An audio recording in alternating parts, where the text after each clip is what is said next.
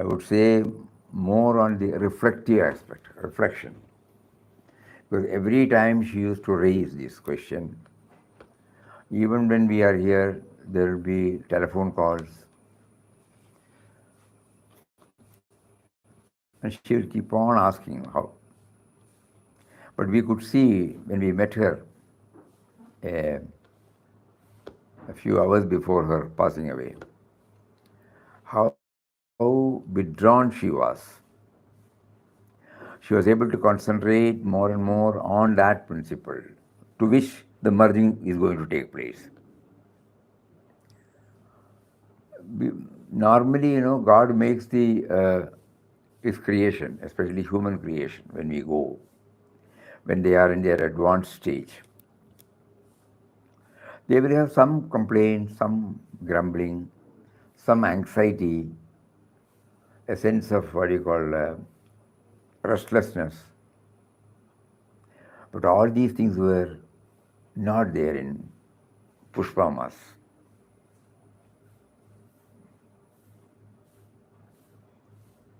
We have read in Bhagavad Gita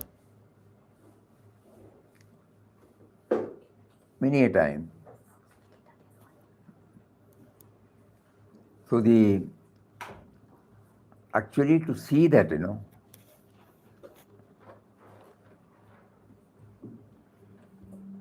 chapter number 5, 15. There is a sloga.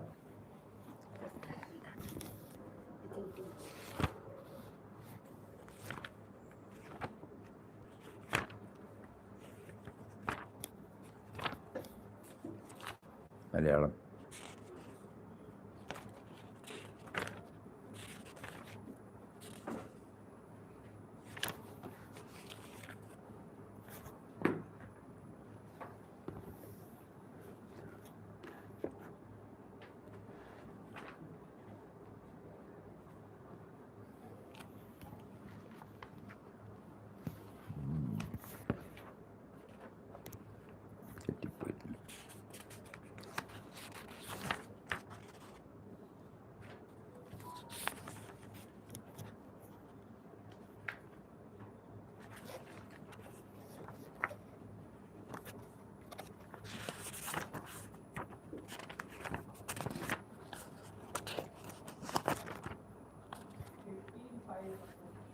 Chapter 15. Oh, 15. I gave him 5. Oh, I gave the reverse. 15. Nirmana moho jitasanga dosha adhyatmanitya vinivritya kama dvandir vimukta sukadukha samjnair gacchande mooda padam avyayam tat. Meaning is, free from pride and delusion, with the evil of attachment conquered, ever dwelling in the self, with sensory desires completely receded, liberated from the pairs of opposites known as pleasure and pain, the undeluded reach that goal eternal.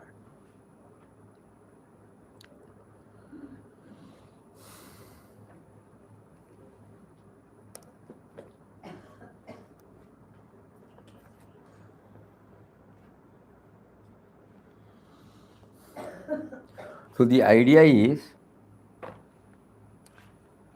each and every word of this sloga, it is easy to quote, it is easy to reproduce in forums, it is easy to learn by heart. But when we have been prompted to take up, to link Bhagavad Gita with our daily life, there is a constant effort on our part to link every incident that he makes us to witness with the Gita teaching. So day for yesterday, when we came back after seeing her, this is how it got connected. Nirmana moha jitasanga dosha Adhyatma Nitya Vinivritya Kama Tvandir Vimukta Sukadukha Samjner Gachandya Vimoda Padamavyayantatu. So then we were told that when she fell seriously sick, when the son, daughters, everybody pleaded to have her hospitalized, she said no. No medicine, excepting one saline water or something. And even when she was struggling for breath, when they were trying to give oxygen, we were told, she said no. So that was the stage when we reached. Her body language was such that it was peaceful. We sat near her and then watched. Normally, somebody will say, my health problem, tiredness, so many things will be there. Not a word.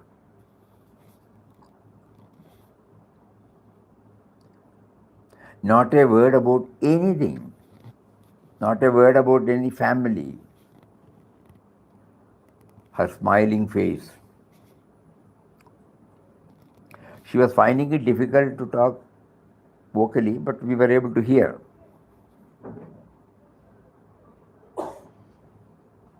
Then finally, when we took leave of her, we also read out a few portions from Glimpses of Divine Vision and Thus Speaks Ramdas.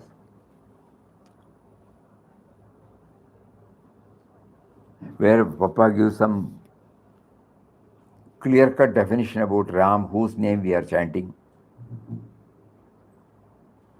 Slowly we read out. We were watching her face. Whenever she closes, we stop. Suddenly she opened, then we stop. We look at her. And then finally we asked her, do you have any desires to be left fulfilled? She said, no. Do you want anything?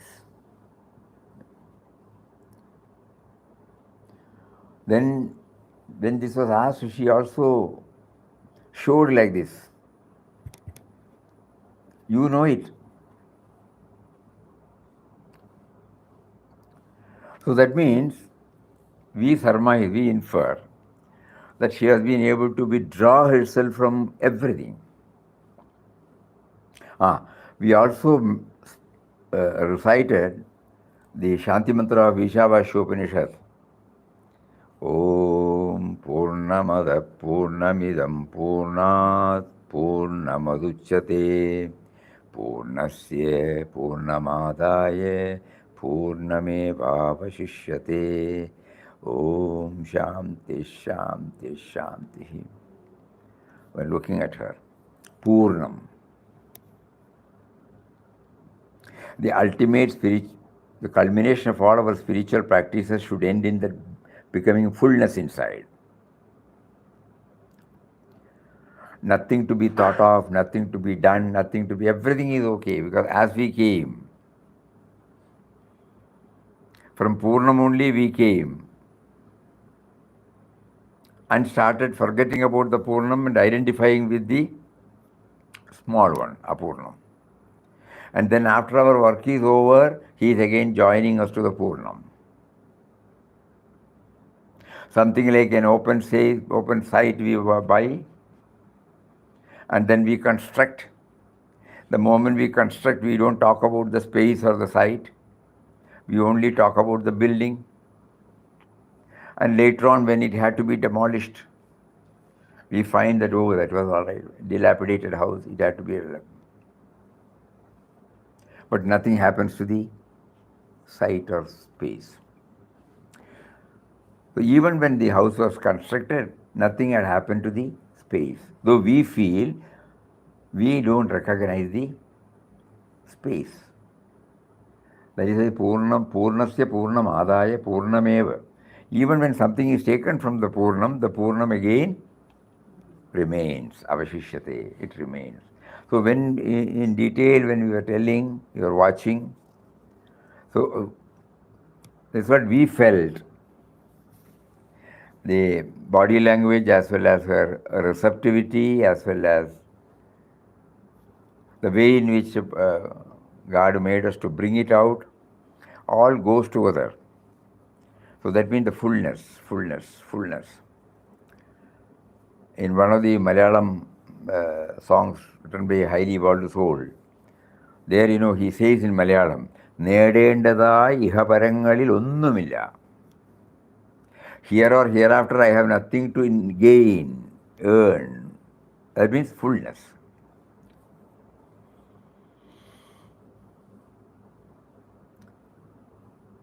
And in chapter number 8, she says,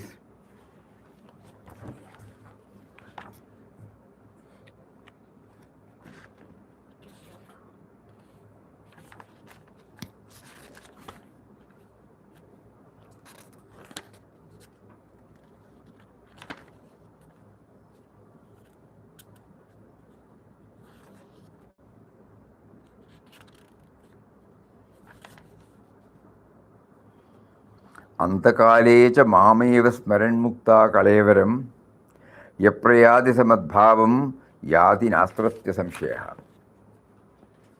At the time of death,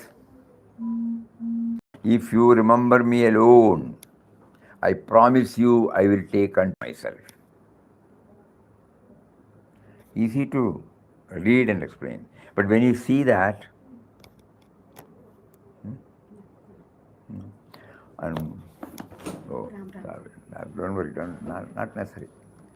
So that means at the time of leaving, we may be thinking about so many things, but if you don't think about anything else,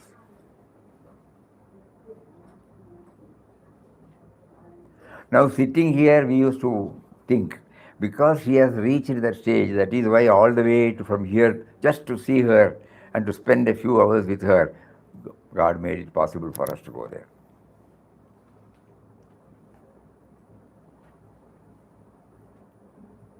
Antakalecha mameva, only me, When no other topics are, no anxiety, no sense of insecurity, the various types of grumblings or complaints.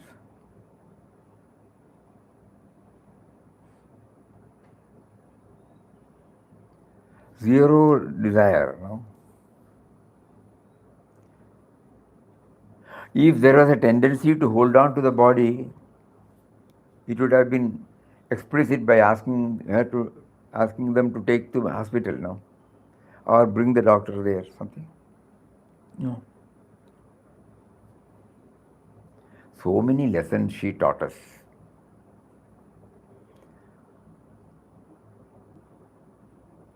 So this is a great reminder for all of us. We blessed to have the same type of death, Swamiji. We want to have the same type of death. That is why he is prompting us to share with this you all. But unless we prepare now, whether it will become possible.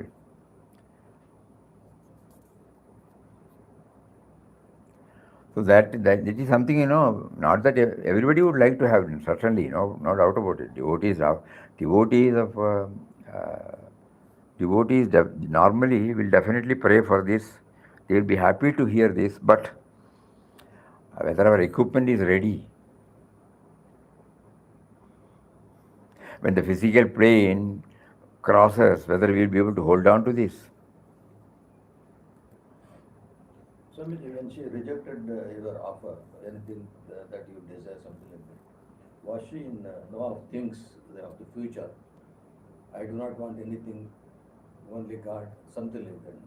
That she must have practiced for many years. Many years. Which nobody knew. Yeah. That's what I mean. Reflection. So chanting the name, not merely chanting the name, reflecting on the various aspects of life and death, God, the mission of God through me, all these things should have come, otherwise it will be difficult. Has she foreseen the death? coming very soon, because just 2, 3, 4 hours you left there, no? Soon after that, she left her body, means she was waiting for the final call. Must be. Otherwise, why should he prompt us? That's what, exactly. At the death hour, you have gone there and given the darshan. Ranganamma's mommy, Mrs. Mm. When she was in Mysore, we happened to be in Mysore. Mm. Then they said she is critically ill. Yeah. Please. So we went there and talked like this and had Ramnam. Next day she passed away coolly. But she was unable to express many things, but she was also very calm. Her mother called her and told that I am going to leave tomorrow. Who? Her mother. Ah. I am going to leave tomorrow. Exactly at the appointed hour she left the body. Sure. We don't know. Very The science, the sadhana they are doing it, nobody knows. No? Need not necessarily be in an explicit form. Yeah. Otherwise, how will we get it? So here, in this, when we are doing this Gita study now, whosoever leaving the body goes forth remembering me alone at the time of his death, he attains my being. There is no doubt about this. It's an assurance given.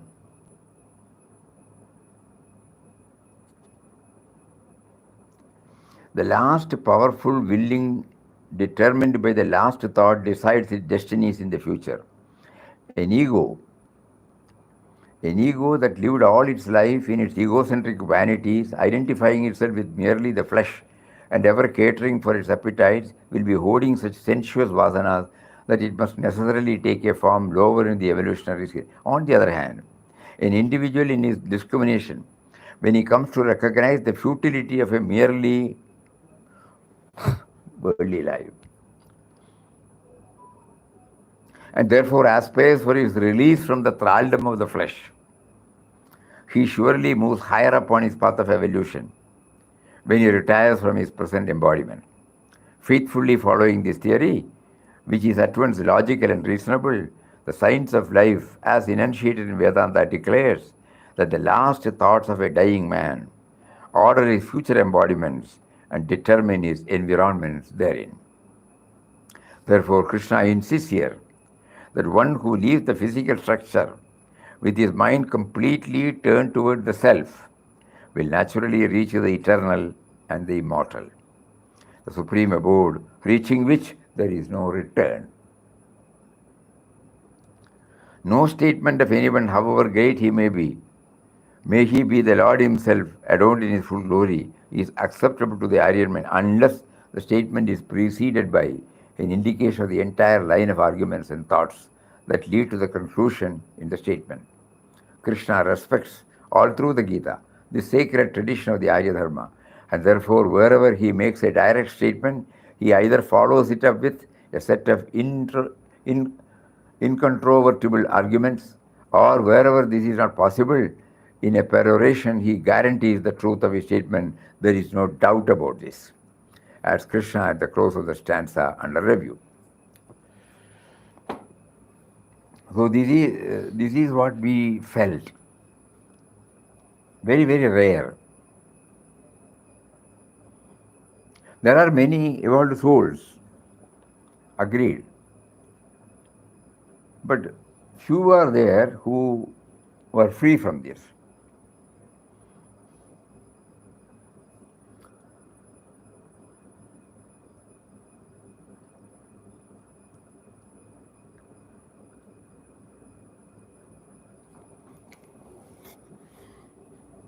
Despite her many responsibilities,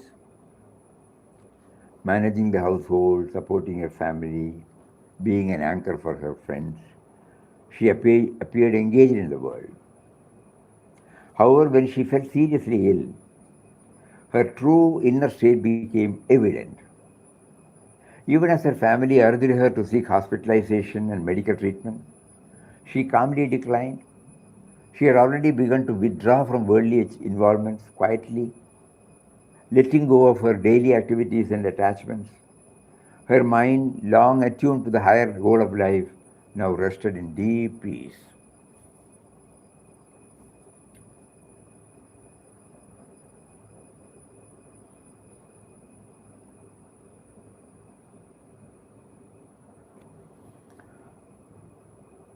When loved ones asked her if she had any unfulfilled desires, she simply smiled and said no. Her heart was content, absorbed in the presence of the indwelling divine. Despite her active life, she had cultivated true detachment, her mind unwaveringly fixed on the ultimate reality. Though she lived amidst responsibilities and apparent attachment, her mind was always anchored in the divine. When the time came, she could let go of everything effortlessly, her consciousness fully absorbed in God. The Gita, Sloka 5 of chapter number 15, assures that such a person whose mind is ever fixed on the Supreme attained the highest peace and union with the Divine, no matter what their outer circumstances may be. Her story reminds us that true detachment and devotion are cultivated within. By constantly remembering the Divine amidst our daily duties, we prepare ourselves for life's ultimate transition with serenity, fulfillment, unwavering connection to the Supreme. Nirmana moho, jitasanga dosha, adhyatma nitya, vinivritta kama, tvandir mukti, tvandir dimukti, samadukha gachandi parama avyayam tatu. Those who are free from vanity and delusion, who have overcome the evil of attachment, who dwell constantly on the self and on God, who are free from the desire to enjoy the senses, and are beyond the dualities of pleasures and pain, such liberated personalities attain my eternal abode.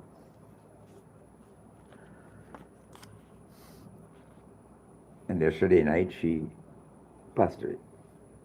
How old was she, son? She must be 86. Oh.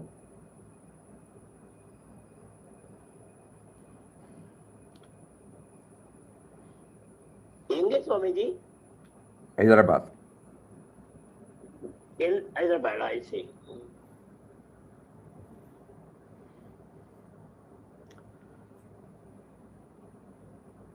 As sadhakas, as devotees, when we know God makes us to become aware of such an episode, we are looking at it from our sadhana point.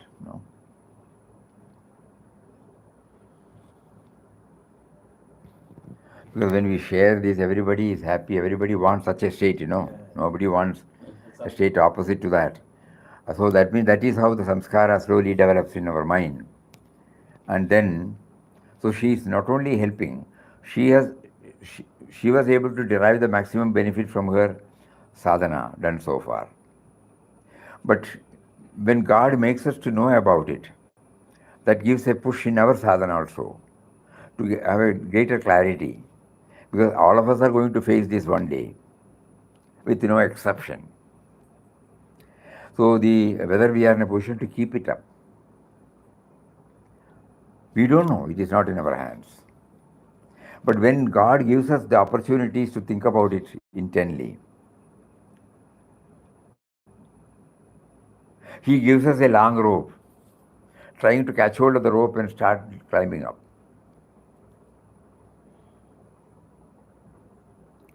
So suddenly at 8:30, a couple of days back, 8:30 at night, the prompting comes. Next day morning we go, we see her, and the next day morning we come back. And the next day she drops the body. And now He makes us to share with you all. So leave away everything, As a sadhaka, we are looking at it. So God provides us all these things so that we have the right understanding at the time of leaving the body. Whatever by ourselves we may not feel we are qualified. So now we can start praying, intently. You made us to hear this, you made us to see this. Kindly make us to prepare. Something like that. My equipment may be different. My lifestyle may be different. Though I am a devotee, I may have a lot of other preoccupations and my own attachments. So many things. In in a gross form or in a subtle form. I may not even know that it is there in my subtle form. But now that you have made me to know about this, please, please, please, enable me to reach a stage where I don't think about anything but you. Swamiji, Ah, last week, 2 days continuously, you had taken on chapter 8 only. That was theory, and today is practical. yeah, practical.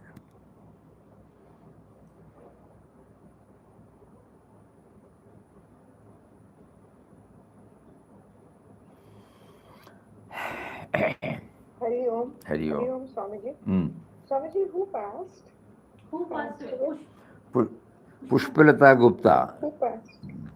Pushpa when we called. Oh. Oh. You remember? Oh, Hyderabad. Hyderabad. Yes. I remember, Swamiji. Hyderabad. Okay. Hari Om. Hari Om, Hari Om. Sure. So from now on, we should be alert. Any time the call may come. We cannot say, I will start practicing it later. No. Any time he may press the button. Come on, next. Swamiji, if the death comes like this, I am ready now. Huh? I am ready now. Huh? Yeah. It is not audible. In death also some devotees inspire us. Some devotees inspire us. Ah, In some death also. yeah. In death also, some devotees inspire us. Exactly.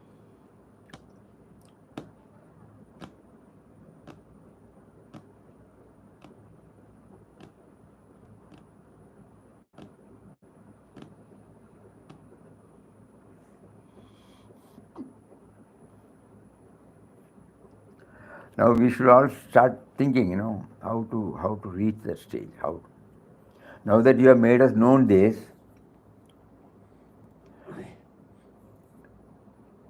kindly equip us to reach that stage, though not in the same way. Kshetrajna. Huh? Kshetrajna. Ah.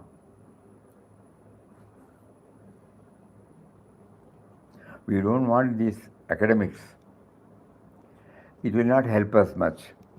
We are now directly talking to him. You have facilitated so many things for me to learn now. It is not without a purpose. It is not a casual revelation. So we take it, you deliberately made it known to us, so that we get a clue to follow suit. Now kindly, we have heard about death, we seen death, we have in our own circle we have seen so many people dying, but has it directly given this message that I should be prepared, accepting death as an inevitable thing, and also a stepping stone for my spiritual evolution.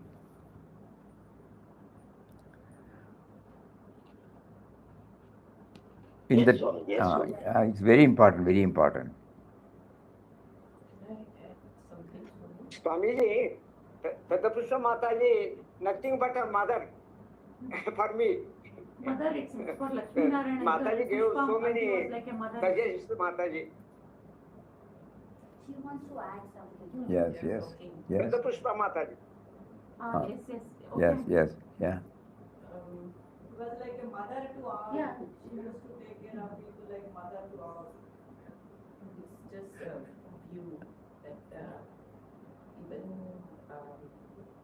asking for that salvation is a desire.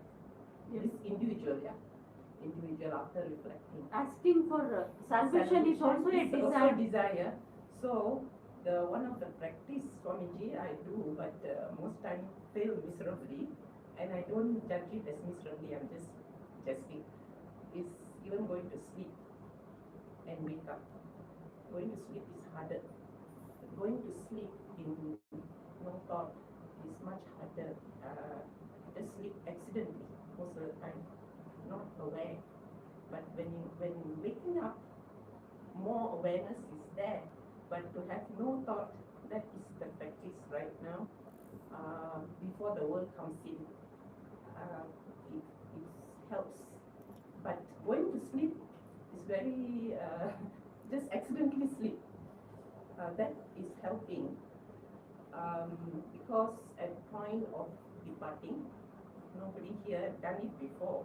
But at point of departing, just like the world crowds in, we are not we are not in control of the environment. People might be saying, "Talk to me," or "Do you want this? Do you want that?" Whatever. How does one stay no thought? For me, that reflection to not let the world crowd in, not out of selfishness, but it should be a state of silence. That I do try to practice. Most days that I can remember, some days not. It doesn't happen.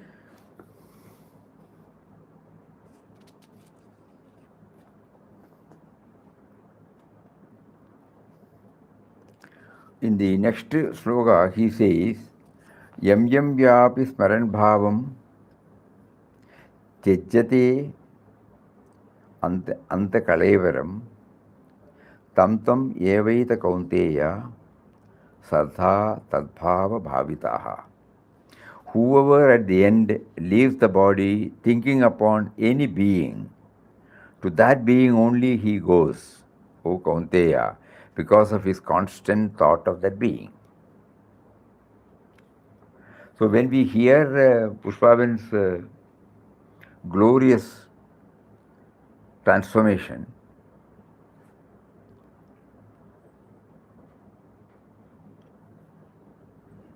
one thing we are very clear. Suppose we shift our attention now, it must have been constant, correct? It must have been constant, otherwise she will not be able to hold on to it when the body is so weak. When so many people suggest that it should be done, it should be done, it should be done. Okay, by myself it has not struck, but I may give in when so many people say, please, please, please, please. Yeah. But here, she was very firm. She was very firm because she was very firm of the ideal to be gained. These people, out of their love for the body, may suggest something.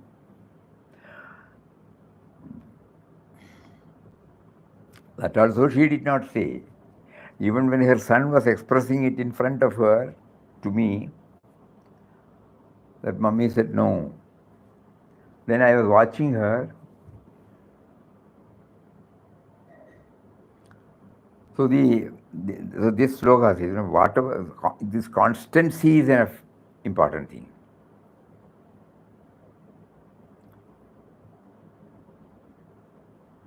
Then the other sloka becomes clear. Tasmat sarveshu kaleshu mamanusmariyudyacha. At all places and in all times you remember me. Now it's becoming somewhat clear to all of us.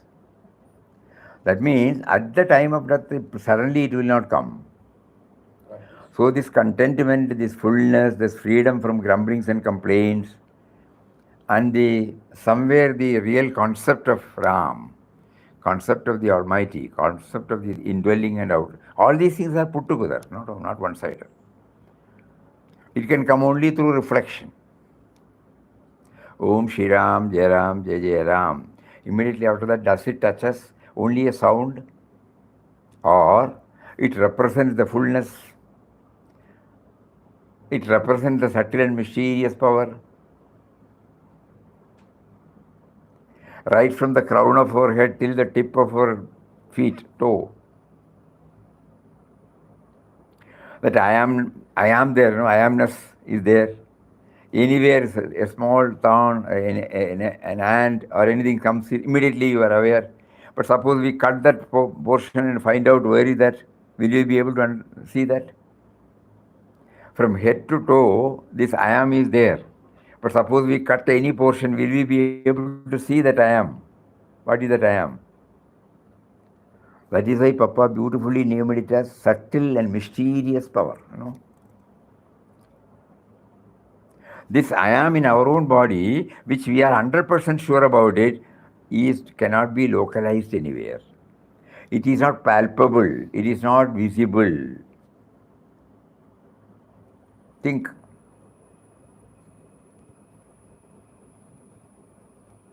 Where is it? Suppose I do like this, pinching. It pains. Then I say, how does that pain came? Who is there? Where is he? Suppose we take out, will you be able to see that? No. Though he is with her full in our body, in nowhere we can see him in a particular place. And nowhere we can see him in any form. That is called the life force. We are chanting the name of that. Ram represents that force which is not cognizable, which is illimitable, which cannot be brought as an object for knowledge, object for perception. So when I chant Ram Nam, if I try to get this, I am there throughout my body, but I cannot be localized. I am not in a tangible form. Put together, the whole body becomes active. But even then, which part? And in Bhagavad Gita nowadays, when he makes us, I am there in everybody, but in nowhere you can localize me,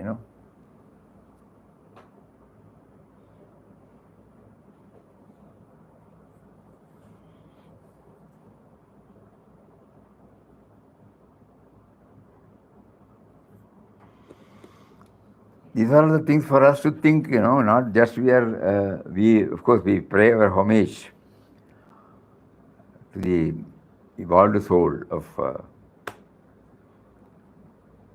Pushpa Ben. At the same... Saguna Rupa is localized from Swamiji. Huh? The Saguna Rupa,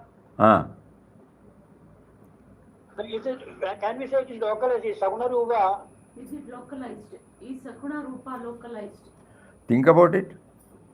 Suppose you put it in your body. Are we in a position to see the Saguna Rupa in anywhere?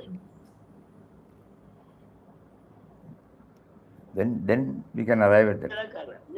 Nirguna Nirakara Shashvata Swarupa. So each one tries to go and understand in one's own way. So the Mataji's definition of Papa, Nirguna, Nirakara, Nirvikara, Shashvata, Ananda, Swarup. This is what Mataji has described about Papa. Nirguna, Nirakar, Nirvikar, Shashvata, Ananda, Swarup. So when we keep on reflecting on this, probably we might get some idea. So wherever Papa has used the word Ram, she was using the word Papa, that's all. So this Papa stands for the subtle and mysterious power, whose name we are chanting. And I look at myself and I now understand that in this body, though he is all-pervading in the form of I amness, nowhere I can localize. And even if this body is dissected, it cannot be seen.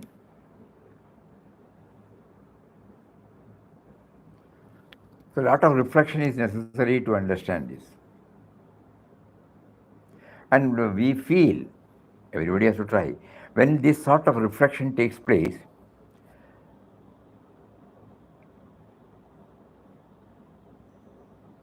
a correct evaluation of the body slowly emerges.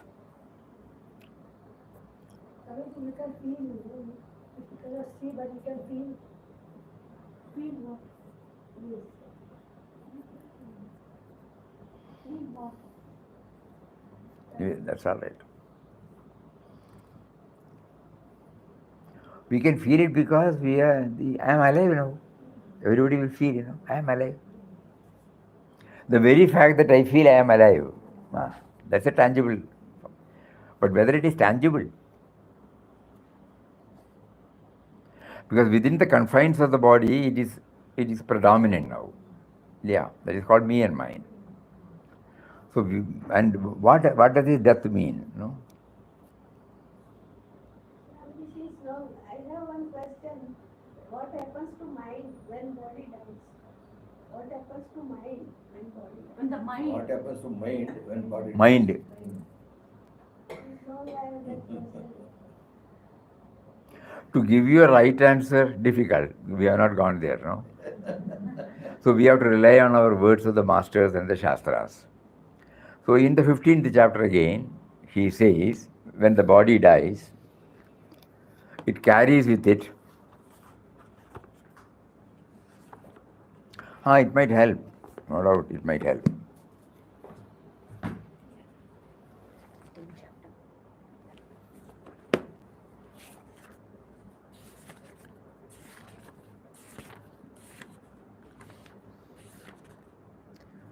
Normally, we don't divert our attention to it because when we are steadfast in our sadhana, it will give the outcome, whether you know it or not. So why not we concentrate on the sadhana? But still, people like you and me may have this. When the Lord obtains a body and when he leaves it, he takes these and goes as the wind takes the scents from their seeds, flowers. Shariram yad apnodi.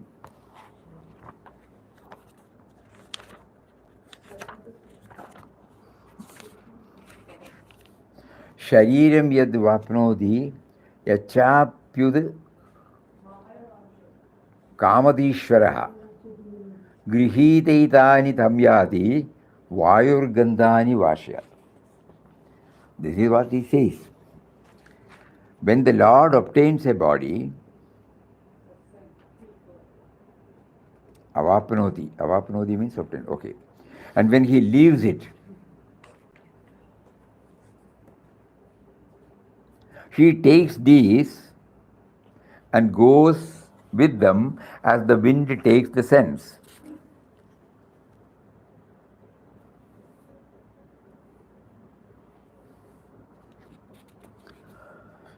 Mamevamsho jivaloge jivabhuta sanatanaha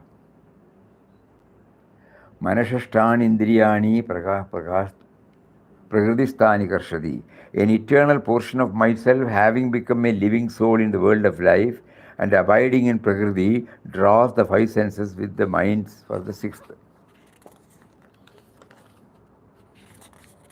So when the Lord, when the infinite condition of the mind intellect is the jiva takes to itself various bodies from time to time, incarnates in different environments which are ordered by its own burning desires and aspiration. From the moment the jiva enters the body till it leaves, in short, constantly, it keeps these sense faculties and mental impressions. At death, the subtle body departs from the gross body, subtle body mind, and it is left inert. If systematically observed the dead body, it will be found to maintain, no doubt, the shape of the every individual that it was, but has no more any sense faculty or mental ability or intellectual capacity that it had expressed before. These expressions, physical, mental, intellectual, were that which gave the body so long its own impressive individual personality and stature. All these constitute the subtle body, and the gross body, bereft of its subtle essence. At the time of death, the subtle body, as it is described here, moves off, gathering unto itself all faculties as the wind takes scents from their resting places. When the flower, when the blossoming takes place, you and I say, nice. What does it mean? The wind takes it. It is not confined to that particular physical form of the flower. That is why you say fragrance. What is fragrance? The fragrance, it is taken by the air, no? But the leaving the flower there. So here he says, leaving the body there, this mind and inner subtle body is taken, just like the wind, okay?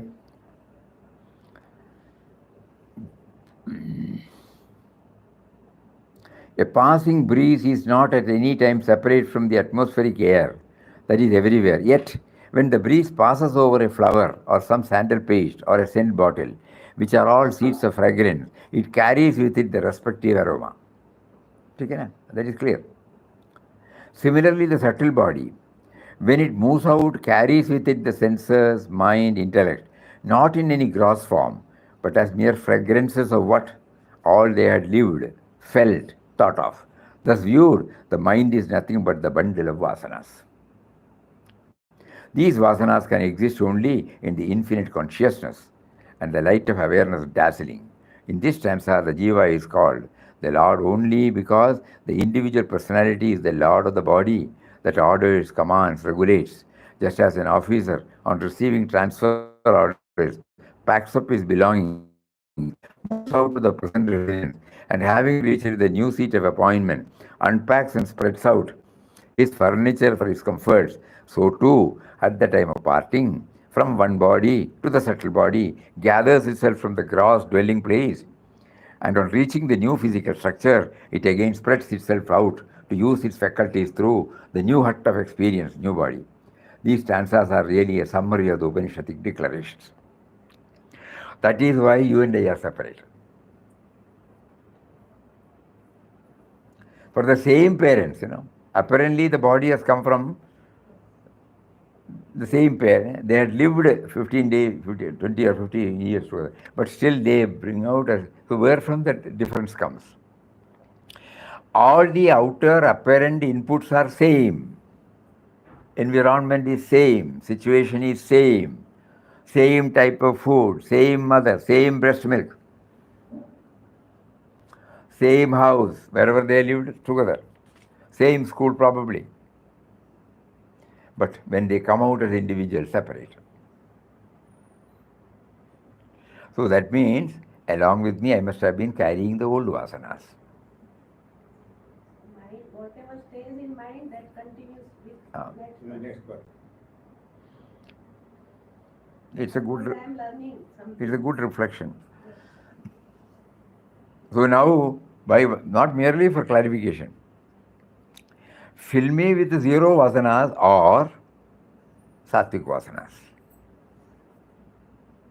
Because sattvic vasanas, in next birth, if we become in the company of someone, Relapses to that. So our sadhana should be such that even on testing time, I must be impervious, I must insulate myself. Even at that time, when Vinobaji took to this Prayopavesh, refused to take anything, on the 7th day, a lady came and she couldn't, she was in tears. At least you take half a glass of water. At that time, he looked and said, "You take it." And he did not take it. He did not shout, he did not show any anger, because from their level, they are attached to this body. But here now, it is very, very clear that the body's work is over. It has to be shed. Gita example Huh? Gita Pushpa example. Huh? She was not taking food also, Swami. Food little, very little.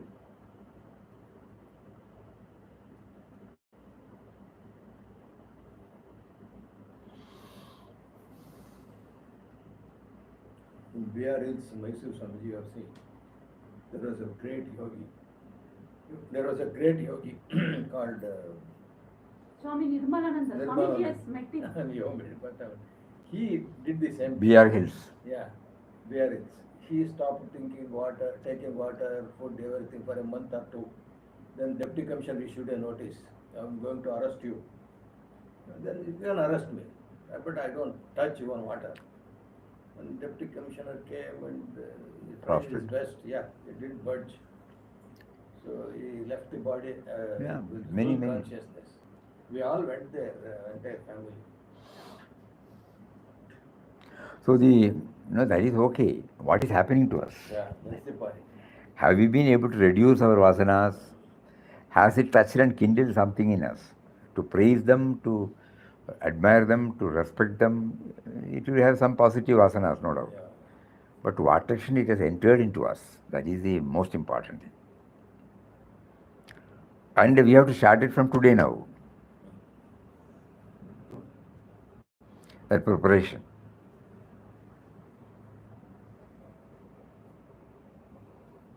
I mean, Pushpa used to be unaffected all the time, it seems. So she lost, when she was going to airport, her vehicle broke down.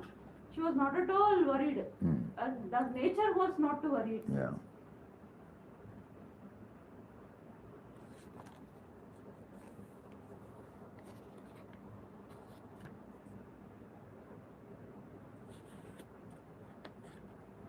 In another sloka, this 8th sloka, I think we have to read again. Utkramantam stitam vapi bunyanam va gunanyutam vimuda nanupashyanti pashyanti jnana chakshusha. Papa. Him who departs, stays, enjoys, who is united with the gunas, the deluded do not see, but they behold who possess eye of knowledge. It is true everywhere that a common man, though he may observe an object, yet he may not fully and correctly understand it. The better understanding of things is always reserved for the man of knowledge. Everybody can read a great piece of literature, but only a literary genius alone can come to comprehend and enjoy fully the vision expressed in and through the artistic finish of the quoted piece. Only a jeweler can equally really estimate the quality and worth of a jewel. Even though all can look at it, everyone can hear music, but only a musician can judge and experience the subtle beauties in a masterly recital. Similarly, every one of us, so long as life resides in us, can perceive, feel, and think, yet it is only the wise man who can come to recognize and live the infinite essence of life itself. The infinite self is at all times present. Never is there a time when it is not. When leaving the body, the subtle body is vitalized by the presence of the spirit. While the body is existing, the self is illuminating all experiences. While enjoying the pleasures of life, it is the light of consciousness that illumines for us all, our mental experiences and our intellectual judgments. At moments, our entire mental climate changes from peaceful calmness to riotous agitation, sattva rajas, or into a full inertia, tamas. And at these moments, whatever be the nature of the climate within, they are all experienced only by the light of consciousness. And yet, the unintelligent perceives not the conscious knowledge that is constantly aware of his moment to moment experience. An average man is so much preoccupied with the details of experiences that he, clinging to his desires for enjoying the outer beauty of things and situations, comes to overlook and fail to recognize the steady light of consciousness in him, in the presence of which alone can any experience be ever possible. Those who have got the necessary detachment from the minor details of the outer field of experience alone come to a recognized and live the joys of the pure self. Anyway, the message is very, very clear to us now. Those of you who are having the 8th chapter, Bhagavad Gita 8th chapter, a few slokas may definitely reinforce our commitment. All of us have this basic knowledge, no doubt. Body will go, His grace is there, God is within and without. All these things we have understood it, knowledge. So now we are entering into a serious part. That as far as we know that we have been seeing the body departs, the individual goes, according to what the individual dies. That's the language we use. So this will also go. So kindly prepare the sense of individuality which has been given by you to accept the truth that you have given this body to work out your will through this body. That is the only thing we are asking. Since you have initiated our body, nobody else has done. You are the first to cross. Through so many, you brought us to. But you are the first primal cause. And you have given us this. You have provided this. You have facilitated this, so many things for us. All these things we have intellectually understood. But when we deal with men and matters, we forget. We come down to identify this body, mind, intellect as we. And then forget about all those things. But now, at this passive moment, sattvic moment, we realize that you have given us this body, mind, intellect with a specific purpose to work out your will through this body. If you make us to realize this, then we are full. Handing over. By myself, I cannot do it. I have been trying, I have not done it. Now he enabled me to do it. So this sort of prayer, let this prayer become more and more intense, silently. We don't have to tom this.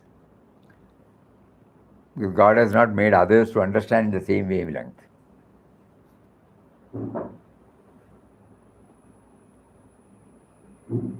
Just now I was reading one example in Bhagavad Gita. We are now having rain, no? So the rain pours equally on a particular place. There are so many places. Wherever there is a hill, it goes. Whether it is an ashram, whether it is a latrine, whether it is a butcher shop, anything. It doesn't discriminate. But those who are in a position to dam it and use it, to cultivate, to make it as an ingredient for productivity, increasing productivity, they can make use of it. Rain is available to everybody equally. Grace is available to everybody equally. It is for us to make use of this. We don't have to blame anybody now. Pouring means, grace is pouring means consciousness, that's all. It is not an entity giving this like this, no. Consciousness. Consciousness is there, that is pouring in all our activities, but we fail to understand that. Our equipment is not pure, so that the equipment, parda, veil of ignorance.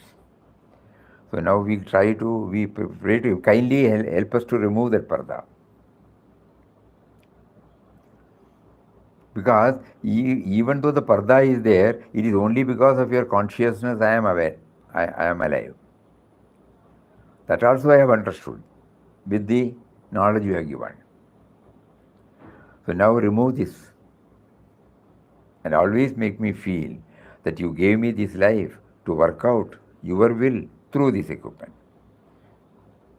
Because you need an equipment to work out your will. So you gave me the sense of individuality.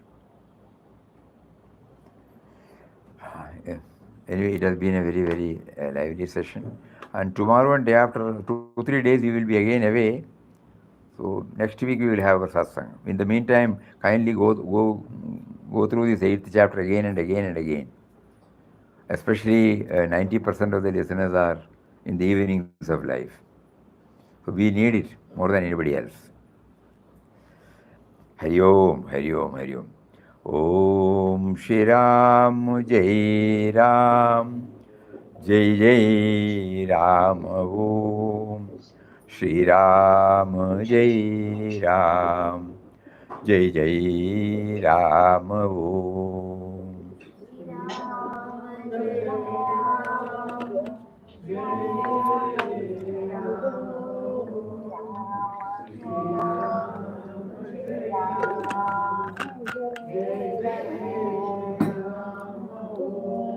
Shri Ram Jai Ram Jai Jai Ram Om Shri Ram Jai Ram Jai Jai Ram Om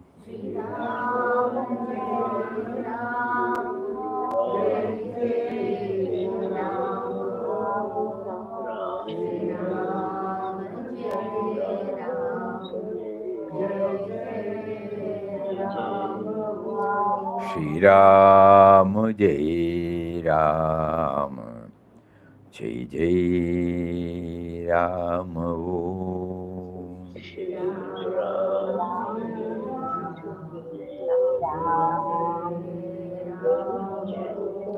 Shri Ram Jai Ram Jai Jai Ram Om Shri Ram Jai Ram Jai Jai Ram. Hari Om to everybody. Pranam Swamiji. Pranam, pranam, pranam.